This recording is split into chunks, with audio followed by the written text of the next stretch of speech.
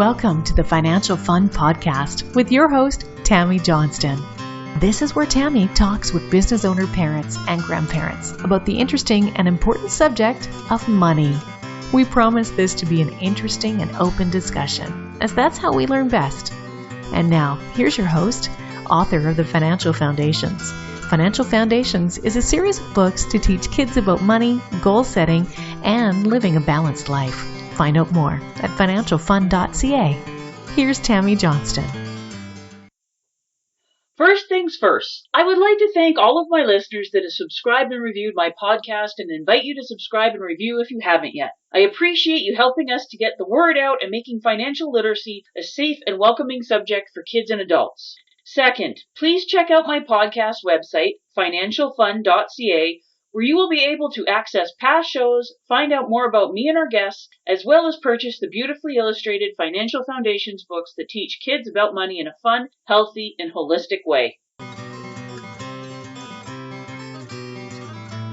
Hello once again, and thank you for joining us for the Financial Fun Podcast. Today our guest is Michael Tanney. Thank you for joining us, Michael. Thank you for having me. So, Michael, tell us about your business. What has you passionate?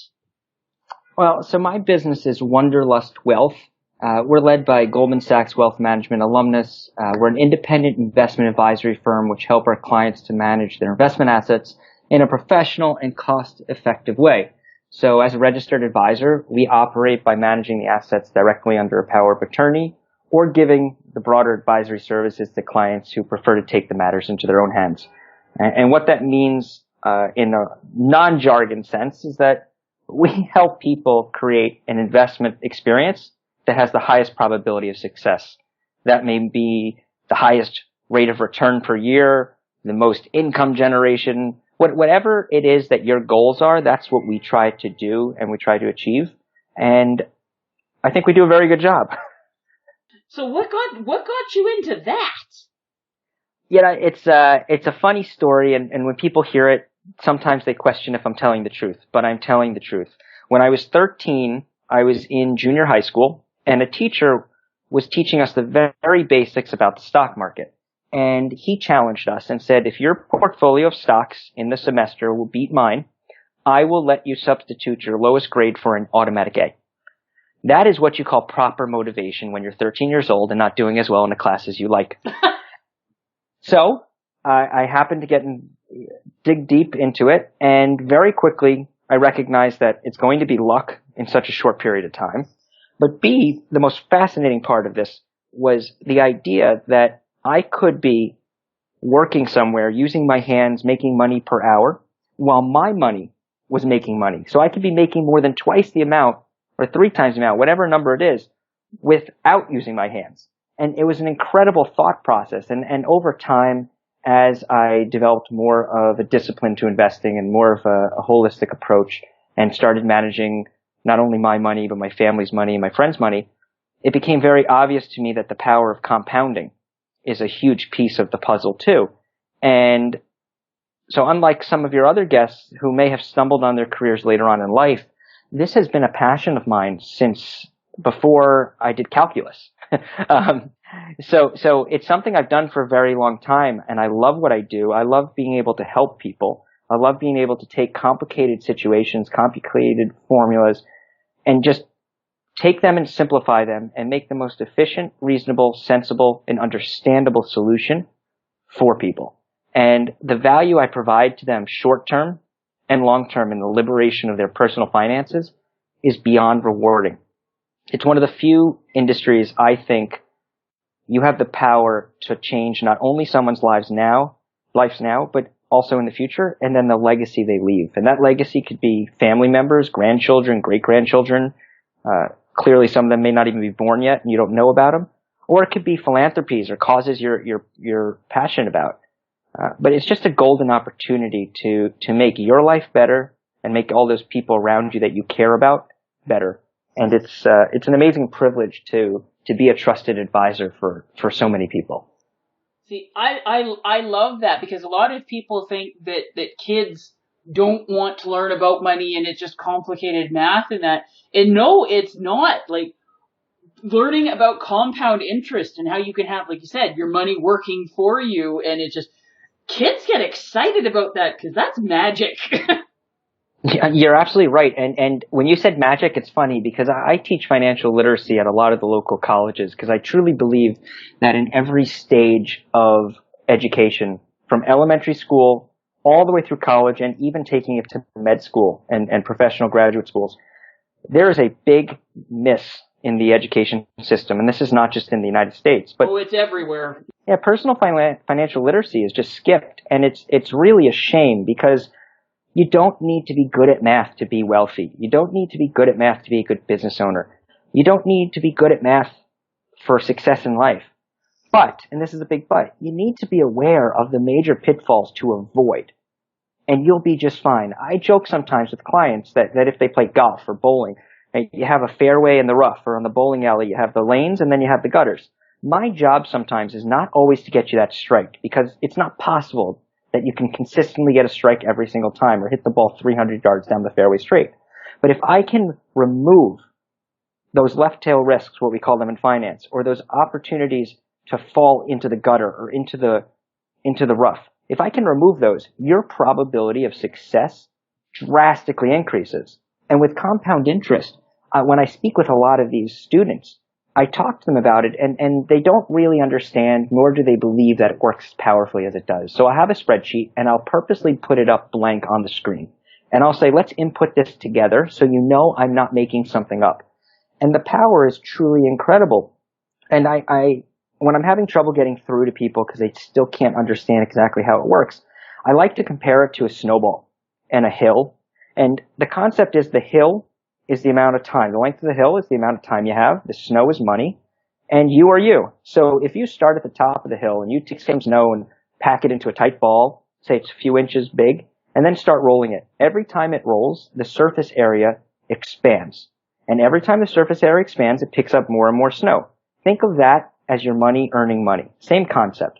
The beauty is that you can shovel more snow on your ball as you're rolling it down the hill. And at some point, the goal is you stop rolling that ball whenever you want to, when you're ready. And what that means to you could be that you're making the biggest snowman in the world. It could mean that you're saving up the snow to take pieces off and make some slushies out of it one day. Who knows? Whatever that means to you is not necessarily important at that moment. The point is that the earlier you start this compounding process, the more powerful it becomes and the more chance for success you have. And it's truly, truly amazing. Oh, it's such a simple yet life-changing concept. And also when it's working against you with like credit cards and other debt, when that's going against you, they don't understand that. And no, people don't need to be math whizzes or anything. If you can add, subtract, multiply, and divide and operate a basic calculator, you've got the math skills. But for me, with teaching the financial literacy, it's learning how to be comfortable asking the questions and being open to learning and evaluating. Absolutely right. And I mentioned that the people I speak with on financial literacy can range from all different ages. And sometimes I'll speak with doctors who are residents. So they're not officially doctors yet, I don't think the term is, but they are training to be the best doctor they can possibly be. And they're approaching the end of that residence, and they're about to go into what we'll call the real world. And now, unfortunately, with the real world, the way it's set up, you can be the best doctor in the world, but if you don't have any business sense or any financial competency, you're not going to be as successful as you'd like to be. And it's amazing to me that even in medical school, they're not taught any kind of financial literacy. So one of the things that I really pride myself on, in addition to the approach and the success and my experiences, and we could talk about those types of things, but the idea that I can sit down with multiple generations of family members and align them all and understand what their goals and priorities are, what their considerations are, and be able to explain to each generation based on this level of sophistication, based on the level of education, etc., what this means and how it translates for their money, their disciplined approach, and what it will take to get there. And the beautiful thing among many about my job is that if I can sit in front of those multiple generations, I create this level of continuity that can't be replaced. Because a lot of people I work with are extremely wealthy, and they will never come out and say this, but their biggest concern is not running out of money, even though that's a lovely thing to think, and I hope everyone who's listening never runs out of money. But their biggest concern is, how do they make sure their children, their grandchildren, their future generations aren't spoiled brats? And that's really, really important to them, but it's very difficult to isolate and articulate that. And the beauty of my role, because I'm only in my mid-30s and I've been doing this now for almost 15 years, is that I can understand and I can pull whatever that moral compass is from that, we'll call it the patriarch or the matriarch, and I can then take that and ensure or instill that moral compass, those values, into each of the future generations. And I can guarantee that at least 3 generations in, they're going to understand what the purpose of this money was and the value it provides. And hopefully, if I do a good job, not only does it grow and provide for countless memories, but it also creates future legacy that may even be bigger than the one that they were given. I'm very curious about how you would do that, because one of the biggest problems, like, you can have a successful business, family business, and typically how it goes is the grandparents build it, the parents maintain it, and the grandchildren squander it. Yeah. And you chuckle because that you know that's how it usually goes. So because the grandparents had to work really, really hard in order to build it, and the parents were at least seeing part of that, and they understood it. But by the time you hit the grandchildren, they've always had the money and everything's been easy. And what do you mean you need to work hard? It's just always been there. And they weren't part of that growth phase, so they don't understand money the same way that their grandparents or even their parents did. I think it's not that they don't understand money. They understand that the value of it means you use it to, buy something else. But what I think they're missing, and this is purely just a function of the time we're talking, the grandparents went through the Great Depression. They went through 2 world wars. They had nothing at some point, and they knew what that felt like. Neither my generation or the generation in front of me ever went through that. Now, on individual levels, there are definitely people who have lost everything for various reasons outside of their control or inside their control. If you take those specifics out of the equation and just talk about the stuff that's out of your control, such as world wars or depressions, we haven't really had that. We were close in 08, 09, and while I was at Goldman Sachs, so it was early in my career, and I managed a lot of very, I'll call them important people who were down in Washington, D.C., helping, trying to fix the problems. Called in by Hank Paulson, who used to be the CEO of Goldman Sachs. And it was amazing to me, and it was very eye-opening, because it was the first time in my life that I recognized that people don't always have the answers, and no one has really been through a depression. No one, at least in our generation or a generation above me. And it was incredible to think that they had to rely, and this is not a bad thing, but they had to rely on people who have been through these types of scenarios before to help guide them. And they didn't even have the answer, but at least they had that gravity and that experience to draw on. And it actually leads me to something else that I've seen a lot in this day and age, is that I think a lot of advisors have only been advising in up markets, and it's a little scary, because when I look at some of these portfolios, it's very clear to me that the risk management has been out the window because the markets overall have just done so well. And I'm afraid for what's going to happen when we have that next major correction. I mean, historically, every 7 or so years, you're going to see a peak to trough movement in the U.S. markets of down 20%. And it's been a long time since we've had that. And I'm just afraid about the experiences a lot of people are going to have because they're not properly managed on the risk end, even though the returns might be good. And I think that also leads towards your question about succession in businesses. Because these grandchildren didn't earn the right to run the business, even though they may have worked there for a long time. But they didn't go through those growing pains, as you mentioned, right? They didn't go through those terrible, terrible downturns that may have nothing to do with the quality of their business and purely a function of the economic cycle. And until they go through that, it's a really dangerous situation. And that doesn't mean all of them are going to fail. By no means. Many of them are successful, but I find that a lot of people who have successful businesses and have concerns decide to just sell it. Sell it and take the money, diversify the risk, so you're now not concentrated in one business model. Diversify across, it could be the world, the country, etc., in various different investments, and have a great diversified portfolio that's firing on all different cylinders, that's well balanced, and that can be used to help fund a new business venture for those future generations. Yeah, because I've been in the industry for 25 years now, and yeah, there's a lot of advisors that come in when things are good, and oh yeah, I'll get you great returns and stuff, and they have never had to deal with any major corrections, and they have no idea how to deal with it or to protect against it, because it's not if it comes, it's when and how hard and how long. Exactly right. And I think a lot of people are chasing a lot of private equity right now. So those are investments that don't trade publicly. And there's some great opportunities in there. But I can tell you that there were very wealthy people when I managed money at Goldman Sachs who had very illiquid portfolios because over time these investments grew and grew to be bigger pieces of their portfolio, and they never diversified. And when '08 happened and they had what they call capital calls, right? So these investments were saying, okay, you committed this much capital, we're calling some of it now to make some investments. They couldn't do it. They literally did not have the liquidity, and they were trying to figure out where to get it from, and everything was a depressed asset at that point, so they didn't want to sell something else. And it became really ugly, and people forgot about the illiquidity component to investing. And, so I just caution readers, I don't know, I'm sorry, listeners, I don't know how you're invested and what you're investing in, but harness the power of compound interest or compound growth. Harness the power of every fee that you pay is a guaranteed loss to you. So minimize all these erosions along the way and do your best to get out of your own way, right? Don't listen to the noise. Don't listen to the news. Don't listen to all these pundits saying the market's going up or going down. I can tell you with confidence that every single day is a great day to start investing if you haven't done it, because there is a positive expected return in investments.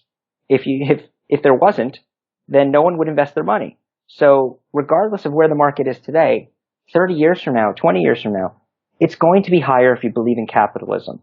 So harness that power of capitalism. Ignore all the noise. Stick to a really disciplined approach, because markets go up and they go down. But if clients or people can be prepared so they can stick to their plan, that's really the secret to the success. And along the way, maybe you'll get really lucky and have some supernova events, some really big returns. But overall, just let the markets do their thing and just run with it and be disciplined with your approach and have a fiduciary advisor whose best interests are your interests only. Yeah, and that's a very big thing, especially down in the States. I was quite surprised when I learned that that's just not an automatic requirement in your industry. It's pretty incredible. I think the industry is backwards, and I don't make that many friends saying this, but I think that the default should be anytime someone comes to me or another advisor for help, the default should be what they call the fiduciary responsibility, which means everything I do is in your best interest only. There's no cross-selling. There's no commissions. Everything is in your best interest. Any investment product or investment vehicle I put you in, it's because I think it's best for you. There's nothing in it for me. That's a fiduciary, and that's how I run my business. However, the way that it works is it's the actual opposite. When people come to advisor, the default is I'm going to charge you an advisory fee. I'm going to charge you commissions. If I recommend a mortgage or a credit card or something else to you, I'm going to get a fee for that. And I just think that's wrong. I think people should understand that they should get this unbiased, product agnostic advice that's really best for them. And then if they have a specific view, if they want to create a market or make a trade that's specific that can't be executed in a product that's already existing, then charge a fee, charge a finding fee, and all these things, and execute it. And that's perfectly fine. There are a lot of sophisticated people out there. Where I used to work, we used to do that all the time for people who had specific views on the markets. But let them dictate that, and let them say that's what I want. But let the default be, I'm going to do everything that's in your best interest until you tell me not to. And most often people don't say no. Well, in Canada, that is the default law. Our laws are that we do have to look after our clients first. If there is anything that even could potentially be a conflict of interest, it has to be fully disclosed in that. So when people hear about the differences about Canadian advisors and Americans, it's quite shocking to them. So yeah, Europe's even behind us, if you can imagine. Oh, I'm not familiar with the European system at all, but it's worse. And that's really scary. Yeah, it's unbelievable. And it's just, I don't want to harp on this too much, but I think that people who are listening to this podcast are already smarter than the average person because they're listening and they want to learn something new and they're open-minded. And I just encourage you to look at whomever you're working with now, whatever relationship you have, and just ask, are you a fiduciary? And the answer is either yes or no. There's no other answer, right? So if they start going on some long-winded explanation, you know the answer is no. If yes, great. If no, ask them why not, and if there's an option for that. And what I find, for me at least, for our business at Wanderlust Wealth, most of our clients who come to us are because we evaluate their current relationship and just say, look, it's not optimized. It's not optimized for your best interest. Maybe this firm has a very specific idea on what's good to buy now, and we're not necessarily questioning their judgment, but we are questioning the execution. And why is the execution in this vehicle or that vehicle? Because that's not in your best interest. And when you back into the math, it goes back to that conversation about compound interest.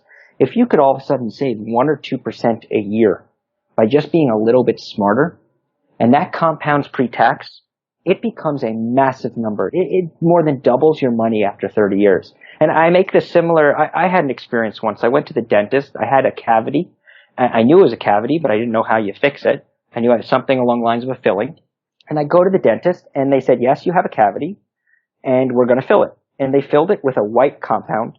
And my tooth hurt for a while, and I went to another dentist, and they explained to me that the white compound takes longer to mold or bond to your tooth.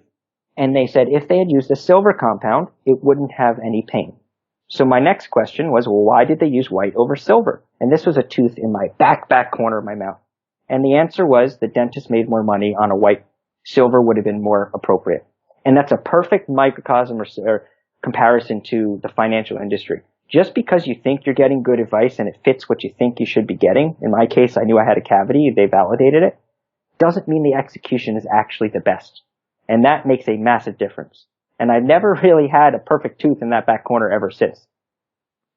So to wrap up here, because you're big on the financial literacy and all that very important stuff, if you could make sure that kids coming out of high school know 3 things about money, what are the 3 things that you would say they would need to know? That time is on your side, and take advantage of that. It doesn't matter how much you can save, but do something with the money. Just build money. Accumulate money somehow. The second is think of a budget like a bucket of water that you fill up and then you dump out. If the water goes in, that's money. It fills up. If you dump it out, you spend the money, there's nothing left. Don't go over that amount. Don't use a credit card to offset that missing water in the bucket. It will get you in deep, deep trouble. And the third thing is just be aware. Listen to people who have made mistakes along the way and learn from them, because they're not unique mistakes. They're repeatedly done by lots of people. And there are a lot of companies out there that are taking advantage of you because of that. So just be aware and don't be afraid to ask questions. And if you think you're having an issue, if you think there's something with money that doesn't make sense to you, it doesn't look right, maybe you're just not sure what to do, ask a few other people and just get advice, because avoiding the mistakes will make you so much better in life financially than if you actually get yourself into one of these ruts. Yes, I'm a big fan. Learn from other people's boo-boos so you don't have to make them yourself. Exactly. Well, thank you so much for taking time out of your busy day to be with us on the podcast. It was great having you. Thank you so much. And I encourage everyone to look at wanderlustwealth.com to learn more about our approach. And if it's something that resonates with you, we're happy to talk and see if we can be helpful. All right. Well, you have a good day. Thank you so much. You too.